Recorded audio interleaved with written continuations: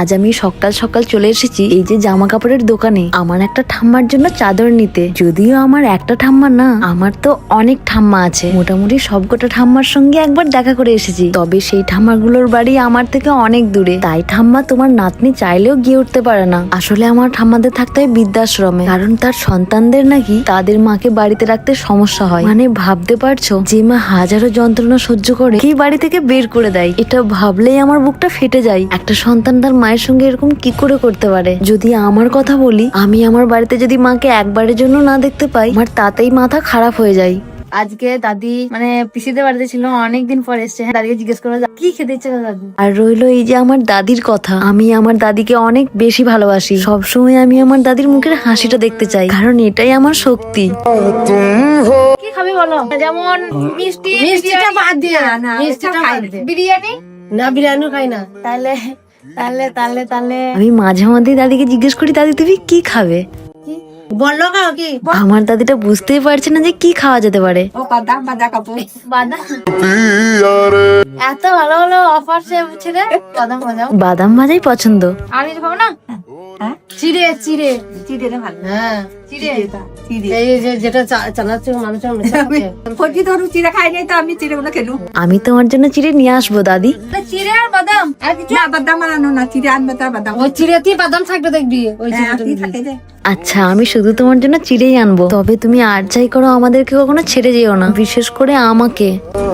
আমি আমার দাদুকে কথা দিয়েছিলাম, তোমায় আমি সবসময় ভালো রাখার চেষ্টা করব। সবাই হঠাৎ করেই মরে যাচ্ছে, বুঝা যাচ্ছে না। কালকে দেখো বিক্রি করে বসে থাকি। আমাদের পাশের পাড়ার একজন দাদির মতোই বয়সে, জানি না হঠাৎ করেই কালকে মারা গেছে। আর সেটা শুনে আমার এতটা কষ্ট হয়েছে আমি বলে বোঝাতে পারবো না। আমি আমার দাদুকে আর ক্যামেরাম্যানকে পাঠিয়েছি ঠাম্মাকে ক্যাফের বাইরে ডেকে আনার জন্য।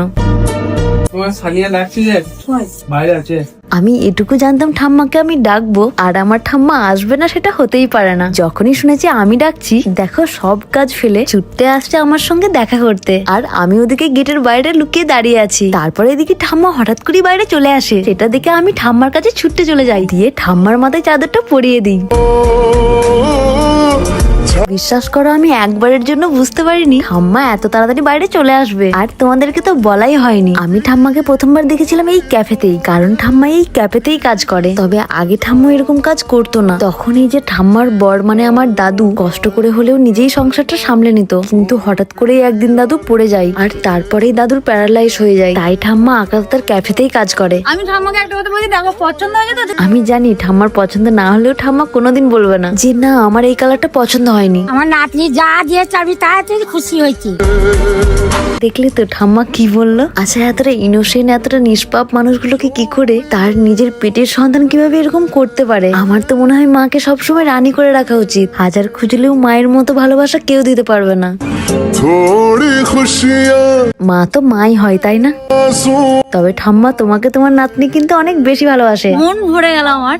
সত্যি তোমার মুখের ওই মিষ্টি হাসি দেখে আমার মন ভরে গেছে।